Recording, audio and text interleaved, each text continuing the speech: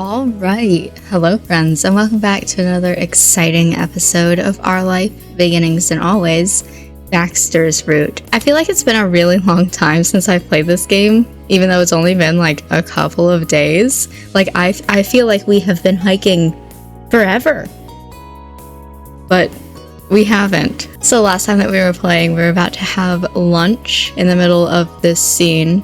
I feel like there's not really anything else I need to say before we start this episode, so let's get into it. There weren't picnic tables along the path, so the task fell to you to find somewhere to take a break. It happened to be the case that you saw a nice and sunny spot with some nice flat rocks first. How about we take a lunch break over there? Following your raised arm, Baxter eventually nodded in agreement.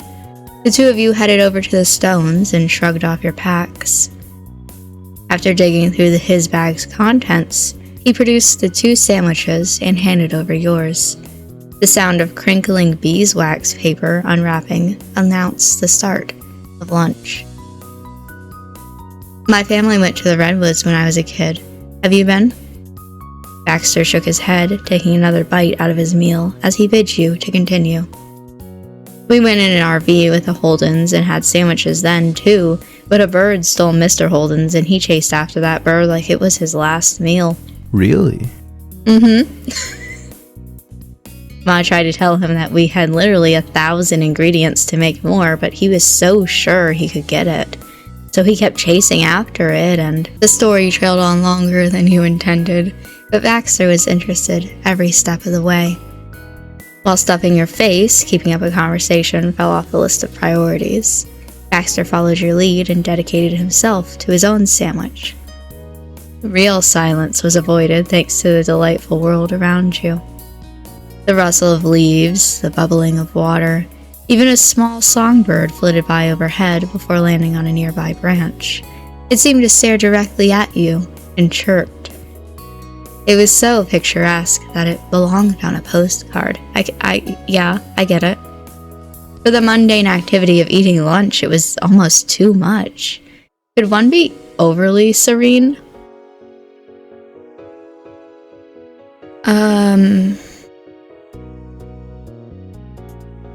I'm really glad we're here. Me too.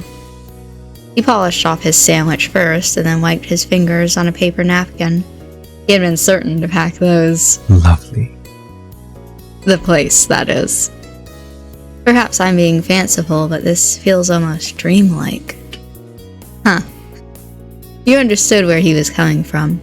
Up on this mountain, your everyday life felt so far away. It was far away. You traveled for miles to be here. This time, you both were far from home and in the middle of the unfamiliar. It was nature's domain, untamed in a different way than your experiences with the ocean. Yeah, I think I get it. It doesn't seem to fit what I normally do when I'm awake. Baxter reached out and grabbed a leaf from the ground, twirling it around with his fingers. Exactly. As you worked on finishing your own lunch, your beige-clad companion laid down on the flat rock you'd set up as your little picnic area. His hands were folded over his stomach and his eyes closed. Okay? Your ears strained for any signs of his snoring, half convinced that he really put himself back to sleep. He didn't seem the type to, but you never really knew. Working on your tan? Baxter murmured in reply. At first, you thought he might say something witty back, but he stretched out his legs instead. Let me lie here a moment. The sun's quite comforting. You're free to join me. Are you a lizard? What could you say to that? Nothing. Instead, you did bask in the warmth of the sun alongside him. Okay, we're both lizards. He laughed when you jokingly mentioned that you understood why lizards got such a kick out of the behavior. You know. The forest that I grew up in had different foliage, okay? At least 60% of the plants growing here only exist in this climate.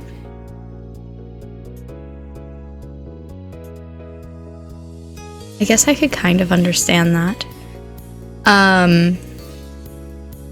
You know, like different places I guess. I don't know that 60 is correct. How interesting. It certainly would be something. At least if there's any truth in it. He grinned like the Cheshire Cat, self-satisfied and smug. His eyes glittered with amusement. I entirely made that up off the top of my head. Although, since I know nothing about California wildlife, it may reflect reality after all. Probably not, but I can't rule it out completely. You laughed at his nonsense. He was so blunt about it. At your mirth, his grin grew wider, and he regaled you with other fake nature facts. Okay. He spoke about the California mountain hare, the only North American rodent that ate a large diet of bees, and was entirely made up by a man who normally dressed in monochrome. But the meal was over by that point, and you did have a trek ahead before you could return to the hotel. No, I want to hear more. Trash and scraps were thrown into the delivery bag. Baxter stuffed it into his normal bag. Good. Leave no trace, Yeah, we can't have it hurting those 60% of plants that may or may not only be found here. With everything stowed away, the two of you slid off the rock and rejoined the path. Both you and Baxter were fully recharged from the lunch break. You continued the hike steadily, keeping a good pace. Without warning, Baxter rooted himself in the middle of the path. Okay. Oh, look at that. He jerked his head and you followed his gaze. Further out on his side of the trail was the stream, flowing swiftly. I mean, yeah, it's been in the background, yes. But you immediately knew what part of the scene caught his attention. Laying across the banks, a tree had fallen to create a natural bridge. Okay. You stepped around him to get a better vantage point. The trunk had to be 3 feet thick and covered in vibrant green moss. Nice. Leaves had long fallen from the few remaining branches. Baxter's bright eyes stayed on it, and he grinned all the while. Exciting. Yippee! 1 minute, please. I need to walk across that. I need to walk across that. It's too perfect to simply pass on by. I get it, yeah. He took a large step and promptly left the path. A twig snapped. Yes. Same. Glad to hear it. Then follow me. Let us proceed on our fortuitous adventure.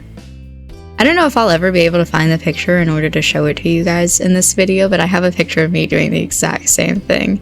On a fallen tree in the middle of a stream.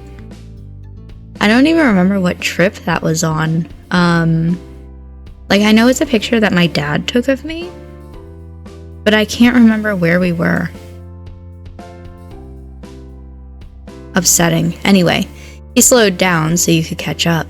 He led the way to the stream, warning you of the various obstacles he dodged on the forest floor. Thank you. Finally, he skipped over some stones and then squeezed himself between a group of thick bushes. His efforts were surprisingly graceful. Yeah. You clambered on the rocks behind him and took a moment to assess the bushes yourself. Going all the way around would be a hassle. With your size, you could maybe duck under one on the edge. It looked a little less scratchy. Gingerly, you approached the bush and crouched down, slipping through with a few pricks catching you. I can't read tonight, I don't know why. Now through the gauntlet, catching up with Baxter was easy. This close to the stream bank, it was mostly more stones and short grasses. Baxter solidly placed a foot on the trunk suspended over it. He tested his weight, then rocked his heel to shake the bridge. The tree gave no sign of giving under the pressure. No matter what he did, it wasn't budging. Excellent. The safety check complete, he gingerly lifted his other foot and stood fully on the collapsed trunk. Even if it was stuck, the wood had to be slick. Wet and round weren't an ideal combination. Your forehead crinkled. Baxter showed no concern for that and walked further along, an inch at a time, until he was above the water. One wrong move and he'd be in that river.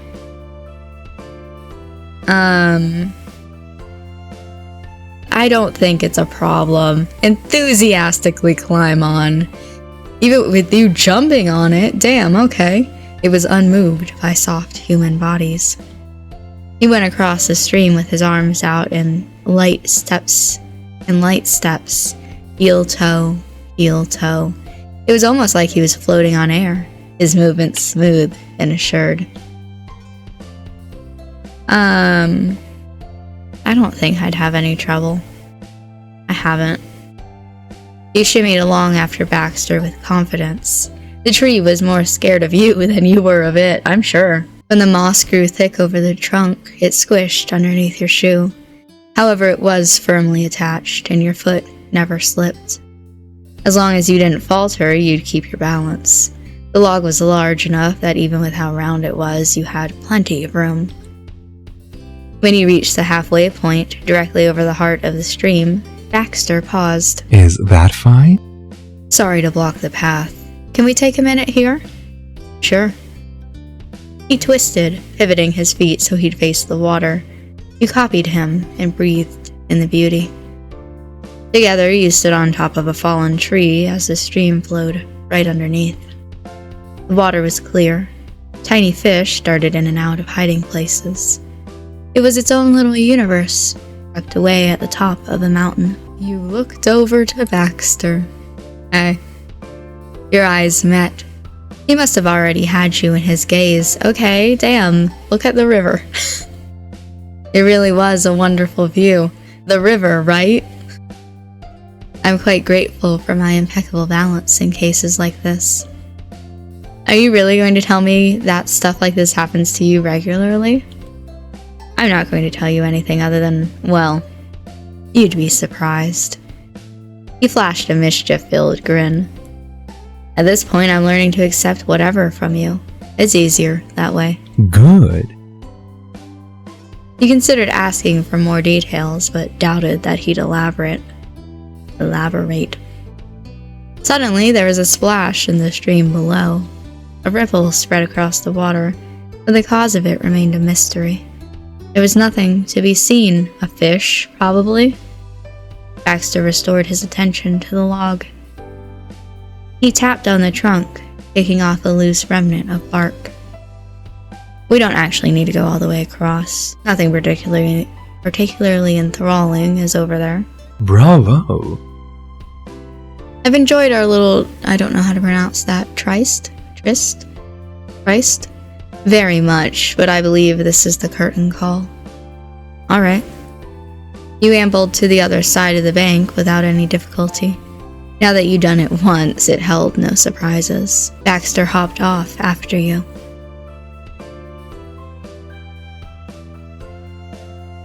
That was magical. It truly was fantastical. Remember how at lunch I mentioned that this all reminded me of a dream? Up above the rushing water, standing in a sunbeam, deep in the woods. Cannot imagine a more picturesque scene. Anyway, back to the trail. You nodded and started squeezing your way past the vegetation in your way. Baxter followed you for a change. Finally, the path was under your feet. It sure was faster than trekking directly through the overgrowth. On we go. As your hike resumed, Baxter's jaunty attitude stood out. This entire trip he had seemed different, more light-hearted. Usually, when he was in a playful mood, it was more teasing. He was still very controlled. But out here, now, wasn't the same. Maybe because he was in the middle of nowhere, he felt extra free. Or maybe it was because he'd already broken character with his unintentionally stolen shirt. Or, and this was the strangest possibility to consider, maybe it was entirely normal for him to act like this, and you didn't know. Okay, the day went by real fast. Gradually, it grew darker and darker. Less light made it through the canopy of leaves above you. The sun slipped behind the surrounding mountains.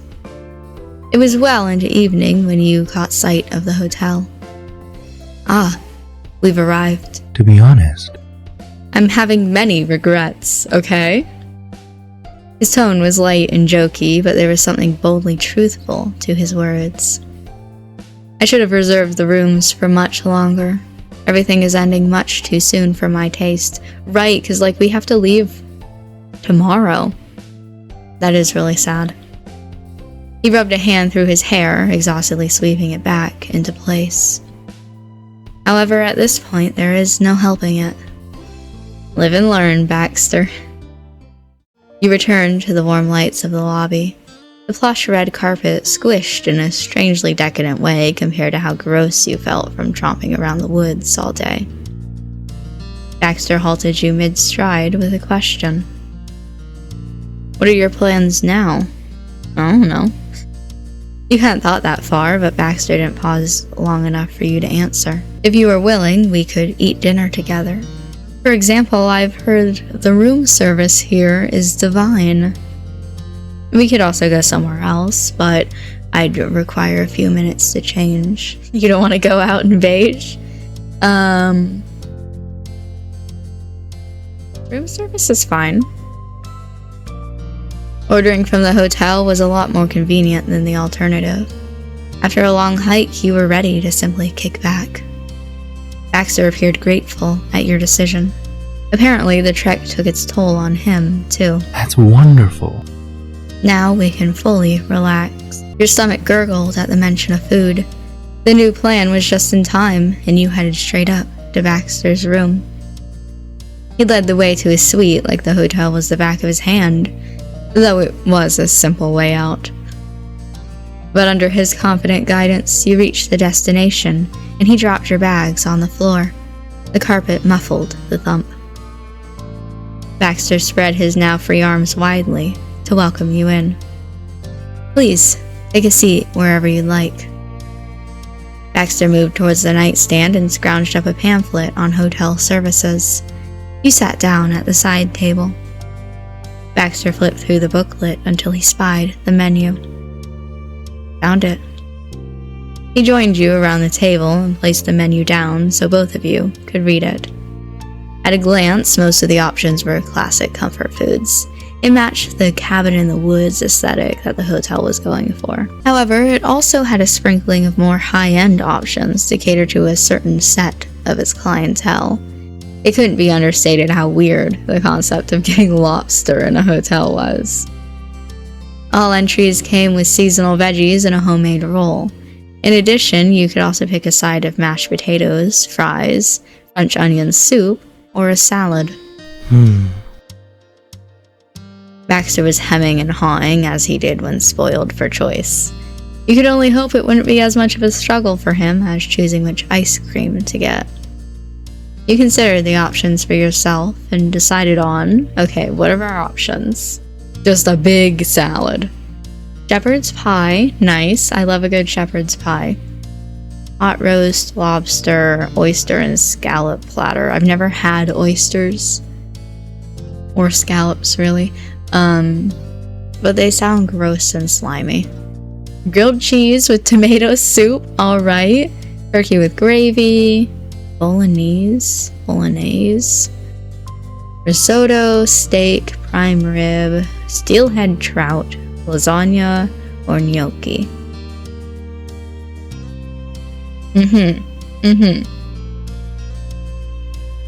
I'm drawn to that shepherd's pie. I love a good lasagna too, but I feel like I have just Italian food in general too often in real life.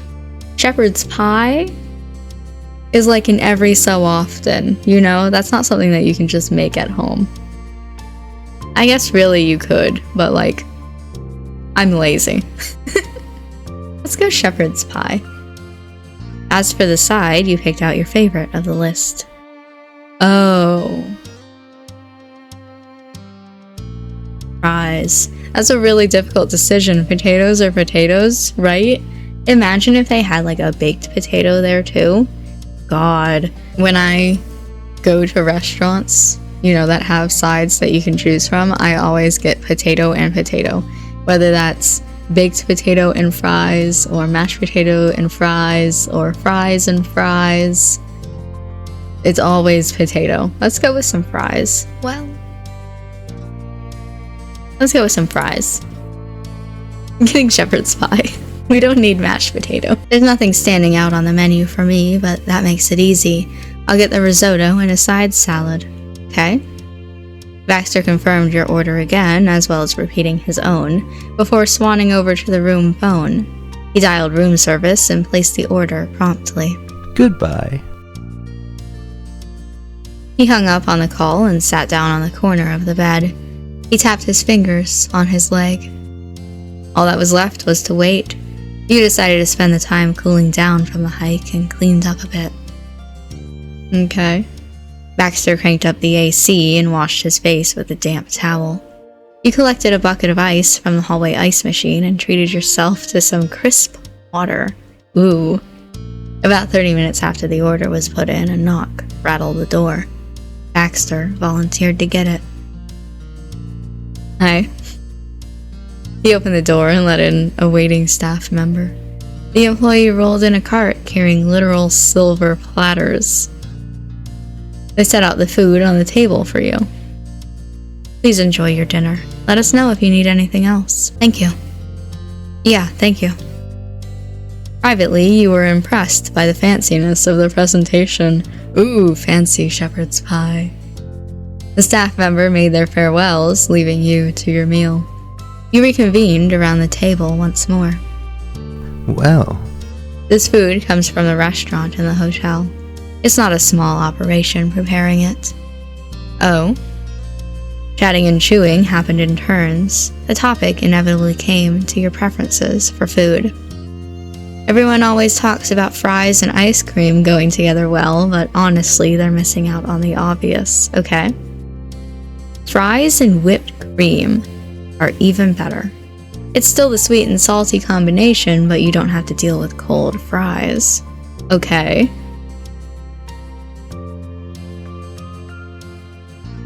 I don't know about that. I think part of the fries and ice cream is that it's cold. But, okay. That wasn't even the first strange food he'd brought up in the conversation. He'd start off with something innocuous and then slip in an oddity to watch your reaction. How many were real and how much fell into the realm of 60% unique plants, i.e. complete and utter nonsense?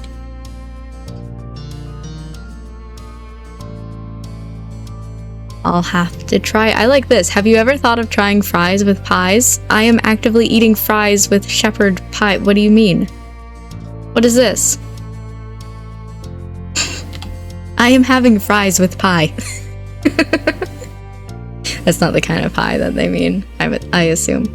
I'll have to try it. Think we could call room service again? Not right now. Baxter snorted in delight.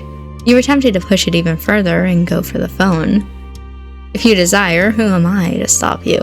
But we may want to finish what we have first. We shouldn't let it go to waste. Fine. After many food omissions that made Baxter either the king of weird taste buds or a reigning jester, dinner came to an end. When you glanced at the clock, you found that it was later than you ever would have guessed. It'd been a long day.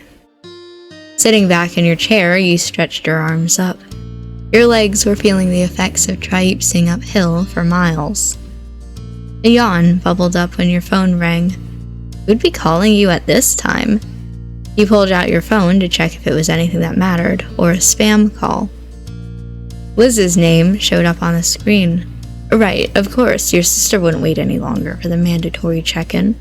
You were late. At least she hadn't jumped straight to the police. In that case... You're welcome to answer that if you like. I can give you some privacy. No, it's my sister. You don't have to go anywhere. You tapped the screen to answer the call and put it on speaker. That way both of you could say hello. What's up, Liz? Hey. Surprise check-in, Kit. Are you still alive? Did that Victorian-era emo man give you any trouble?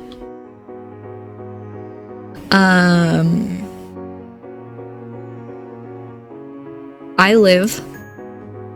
Unless you were a zombie, there is no way you'd be answering the phone otherwise. Baxter was already leaning on the table with his elbows propped up on the counter. Now he lazily rested his chin on one of his fists. Hello. That's certainly a unique description. I can't say I've ever heard the likes of it before. It was kind of lame.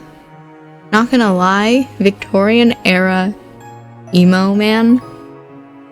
When we had piano hair, and earlier, wasn't there Pepe Le Pew? Like, she's had better. We've seen better in this series. Oh. She paused. Liz was now aware that she said that in front of the so-called Victorian-era emo man. So what? I stand by it. Hello to you, Baxter. I'm making sure that everything is well with my little sibling. You understand. I do, completely. Fine. So, again, what are you doing? We just had room service for dinner. Sheesh, lucky. I had to make my own dinner, like a peasant. Sucks for you. Jeez! You have room service once, and now you're lording it over me. You heard her click her tongue disapprovingly. Where did my sweet baby sibling go? On vacation, without any peasants. The two of you shot out a few more snipes at each other. None were meant to strike anywhere lethal. It was all in good fun. Baxter watched with increasing entertainment. Anyways, clearly you're still breathing, so I'll let you go. It'd be discourteous to keep your suitor any longer. She spoke in a mock formal tone, poking at Baxter. He playfully responded. How gracious of you, Miss Thicket. You are indeed a gentlewoman. Bye. See you tomorrow, kiddo. Yeah, see you too. Take care. I will. Make sure you take care of them. Liz, go away. On that slightly threatening note, Liz hung up. Baxter's lips twitched upwards. Your family is charmingly protective. I realize that more and more every day.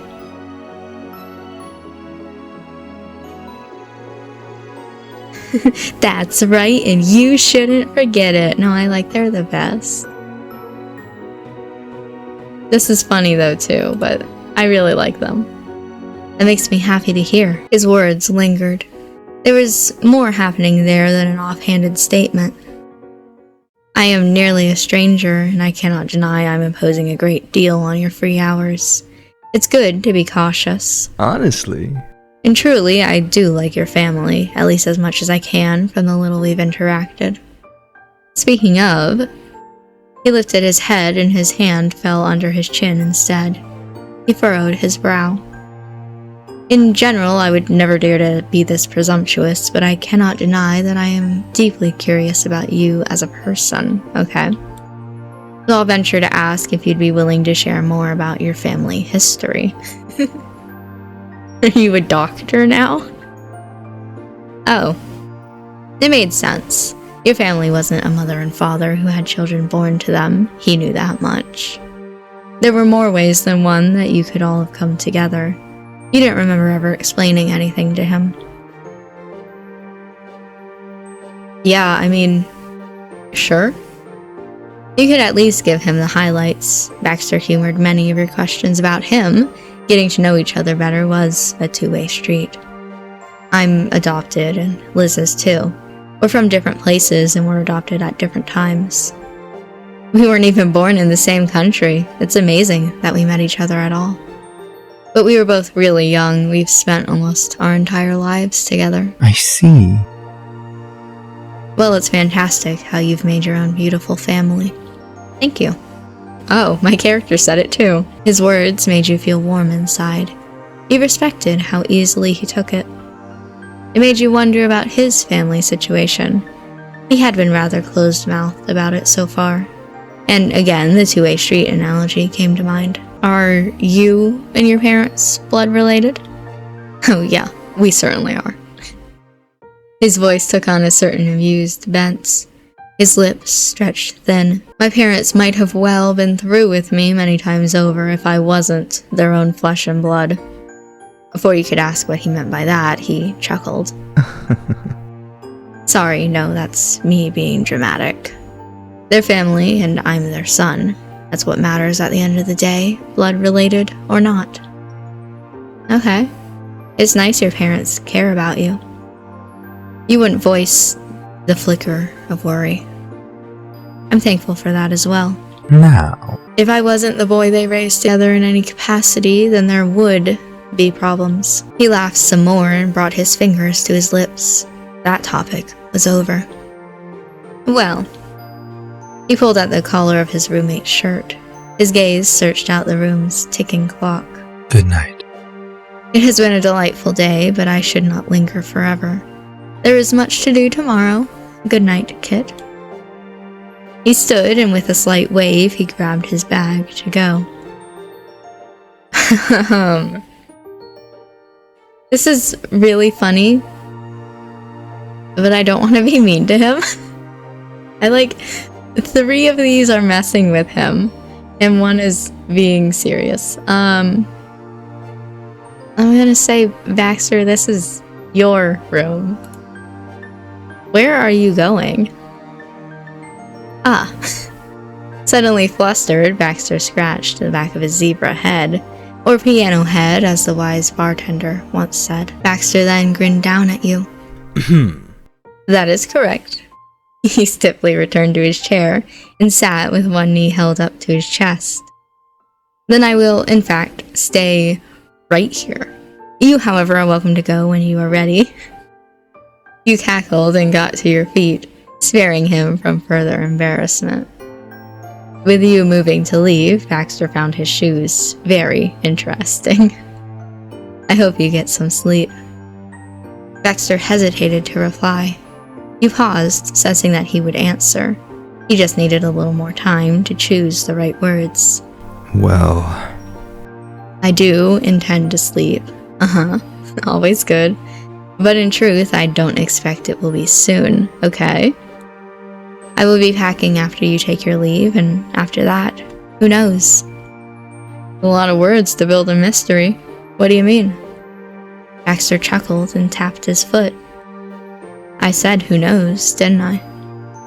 You crossed your arms, unimpressed.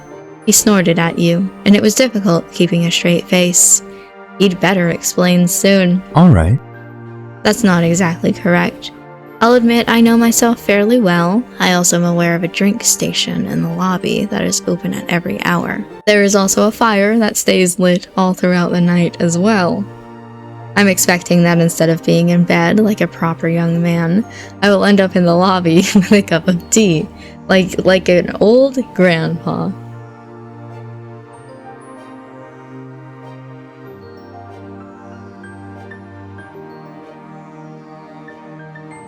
I don't know that I want to say any of these.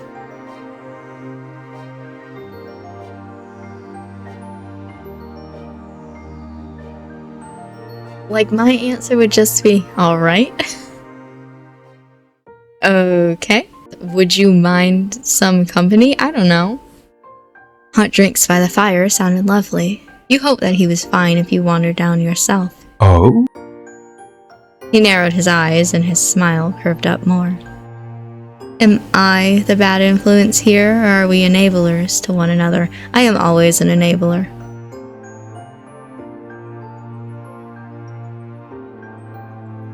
Where is my mouse? I lost it in the war. Enablers. I'm always an enabler. Yes, I thought so. Well, we haven't gone off the rails yet, so I believe we should be fine.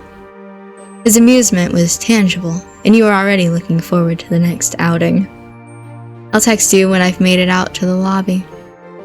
His eyes twinkled with familiar mischief. You'd keep your phone close. See you. For now. With that, you twisted the handle and left. You made it to your own identical room, conveniently right next door. The door's deadbolt clicked shut behind you, and you flicked on the lights.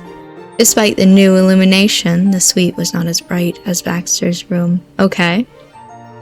How was Baxter's room so lively while yours was this? You sat on your cold bed and sighed. A familiar carpet was spread beneath your feet. The walls were a match. The same pictures were attached to the wall. Physically, there wasn't a difference. The change was the fact that you were now by yourself. After spending all day with Baxter's grin, you were lonely in its absence. But at least that wouldn't last long. You'd see Baxter again soon, one way or another. The last and only full day of your mini vacation was drawing to a close, and the warm night pressed black and silent against the window panes. You tucked yourself into bed for a break, but had left all the room lights on. You didn't want to fall asleep yet, naturally. You idled the minutes away by counting the planks in the ceiling. Eventually, there came the jingle of a text arriving. Unlocking your phone, you saw that Baxter sent you a message. It was short and to the point. I'm downstairs. Wow, I'm actually really proud of him for not, making that into anything bigger than it was. You know, making it some sort of medieval proffer text. Proud. He'd finally finished his packing. There was no need to respond, he knew you were coming. You wiggled out from under the covers and hopped off the bed, eager for the secret meeting. Who are we keeping it a secret from? You crept into the hall, which was brightly lit, although all the other patrons were holed up in their rooms for the night. No staff were manning the front desk. It was dead, quiet, and still. As you padded your way downstairs, the omnipresent silence seemed like it was something you could touch, a thin blanket swaddling you. Your footsteps and breathing felt muffled. In spite of that, the air was fairly cold. The grand foyer had high ceilings, and the mezzanine floors and wide open space invited a permanent draft. The central fireplace might have come across totally pointless in the middle of the summer in California, but that wasn't giving it its due. Now blazing bravely against the chill, it was a welcome beacon of comfort. Surrounding the hearth was a raised stone platform. There, you could see a lone seated figure, silhouetted against the flames. It was Baxter, warming himself by the fire. A paper cup was clutched in his hands, a pale film of steam rising from it. He hadn't changed into his pajamas, still sporting that khaki interloper. He must have counted on nobody else being around to see the horror that late. The dull thud of feet on the carpeted floor heralded your approach. His portrait smoothly transitioned from a profile to a three-quarter view. His eyes met yours, and he grinned. Glad you could make it. Me too. Those endless stairs almost had me beat. A wicked set of stairs, aren't they? You were lucky to arrive in one piece. Rolling the thin cup slowly between his palms, Baxter jerked his head over to one side, drawing your attention to a long table up against a far wall. Very well. The drink station is over there if you'd like to partake. A beverage of some kind might be just the thing to top off our late-night rendezvous. Sure. After crossing the lobby, you stood in front of the refreshment bar. It was covered in a thick tablecloth the color of fresh snow, and a neat arrangement of clean crockery had been laid out on top. There were a couple of jugs of hot water, and a wide selection of different drink packets and individual tea bags. Next to those, 2 more urns of pre-made coffee had been labeled regular and decaf. A carafe off to one side seemed to house spiced apple cider. Okay. The menagerie, why did I get so southern, of liquid containers was completed with 3 smaller silvery ones, each containing a different kind of milk. They weren't stingy on the options, that was for sure. You decided to go for, I'm looking for something in particular. Yes! And he said drinks were going to be in the lobby, and I said hot chocolate. So the thing is too, I don't like tea in general. All tea, the smell of it makes me gag. So I would not want any of these. I'm not even looking to see what kind they are. I do like a good coffee, but in the middle of the night, I feel like that's not, the good time to get coffee. I don't think I've ever tried cider before, but I'm generally not a fan of juice, so I doubt it. I like also just hot water. That's so lame. Just a cup of hot water, specifically. No, hot chocolate or bust. He picked up a cup, tore open one of the satchels of hot chocolate, and let hot water run over the powder.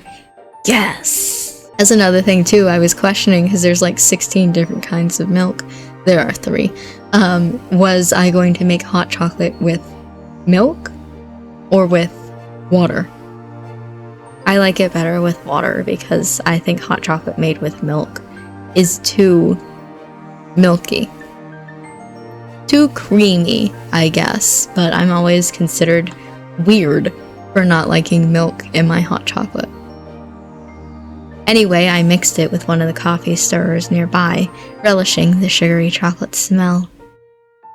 He snapped on a lid and ambled over to the fireplace again, Baxter raising his drink to tap it gently against yours. Welcome back. What's your poison? I went for a racing cup of peppermint tea myself. I got hot chocolate.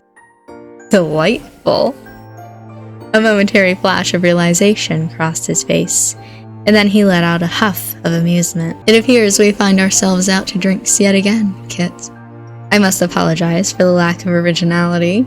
I do promise I do other things in my spare time, occasionally. I don't know, Baxter. Twice is a coincidence, but 3 times? That's a pattern. I believe most humans make it a pattern to drink liquids regularly. That was so lame. That's the lamest line you've ever said. 10 out of 10. You snorted quietly into your cup. Maybe. I'll have to look into it.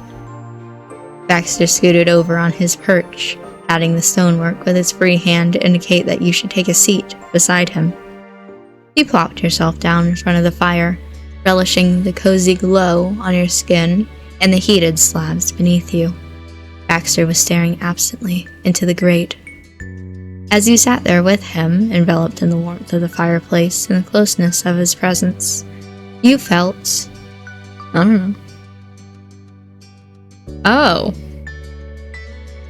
Oh. Does this mean what I think it means? Hold on, I'm gonna go look. I'm just gonna read real fast. I guess it doesn't matter.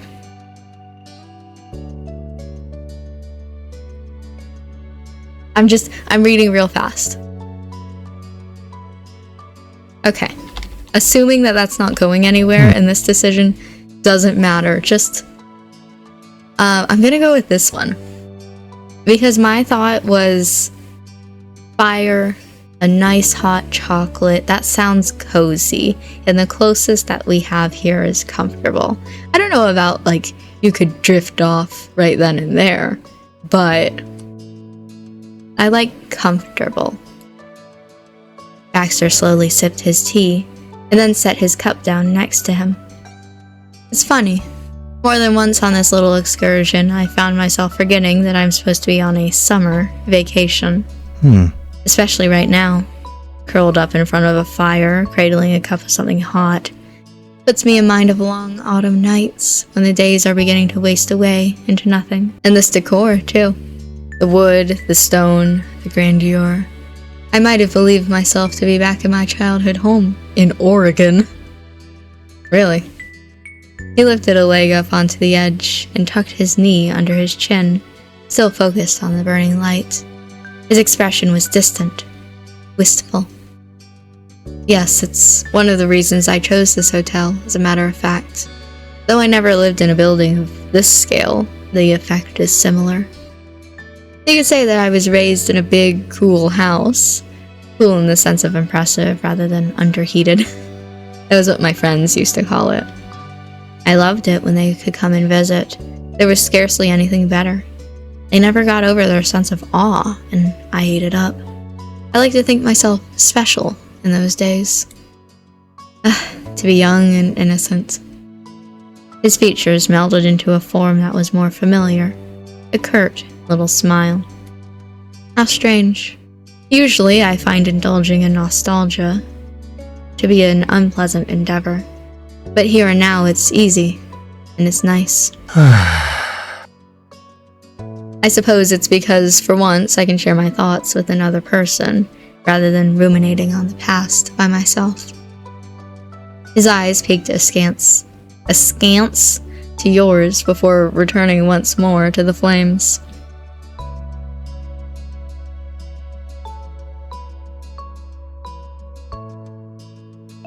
Well, if we know anything about me, let's be real. You watched him in silence for the time being. Baxter sat motionless, save for the lilt of his measured breathing and the dance of the flames reflected in his eyes. He could have been part of the furnishings, if not for the stylistic disparity.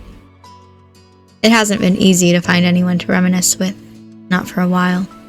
But then again, I only developed a sentimentality once I'd gone off to college. I was too young and proud for that sort of matter before then. There wasn't anything in my life to harbor such sentimentality for. I suppose leaving was the catalyst, isn't it always? But once that part of my mind had developed, there wasn't anyone around to share the emotions with. My classmates and I, we don't have that kind of relationship. Well, This may come as a complete shock to you, but I've been told I can come across as a bit too forward. I know, it can be hard to believe. Your face cracked into a grin. Understatement of the year, anybody? My intent is to be open with people so we can connect. It almost never works out that way, though. I've had to come to terms with the fact that I don't possess a knack for making friends. It was obnoxiously easy when I was a child, especially due to that aforementioned big, cool house. But now I keep finding myself at a loss how to do it. With a hit or miss endeavor, the vast majority of the time I come up with a miss.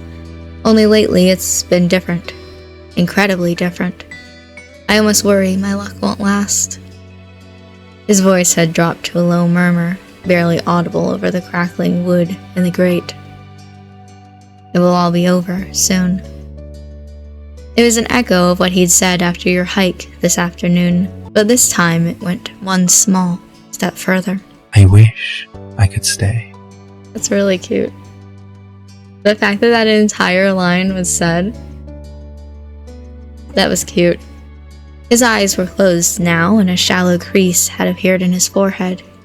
You understood that he was talking about more than your short stint in this hotel.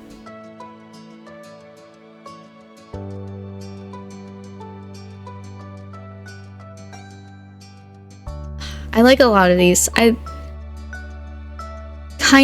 don't want it to end either, but more for you than for me, right? It's more of like an I don't want it to end for you either. I also like you can visit again someday. That's probably the one that I'll choose. Yeah. You can visit again someday. Maybe, but who knows, really. He lapsed into silence once more, becoming engrossed in his own thoughts. You found that you were doing the same, disparate emotions drifting in and out of clarity. You both lingered a while longer, but your cups had been emptied, and the fire was getting low. Baxter sighed. Unfortunately, we best call it quits here. We can't stave off the morning by avoiding sleep altogether. That sucks, but it's true. You stood and went up the stairs in quiet unison, side by side. Down the hallway, across the doors to your rooms, there was a pause. Baxter cleared his throat. Thank you. Once again for your company, Kit. It's been an enjoyable evening. Until tomorrow, then. His back was to you as he reached into his rear pocket, fetching his keycard. Good night, Baxter. You unlocked the door to your room and stepped inside, heading straight for bed.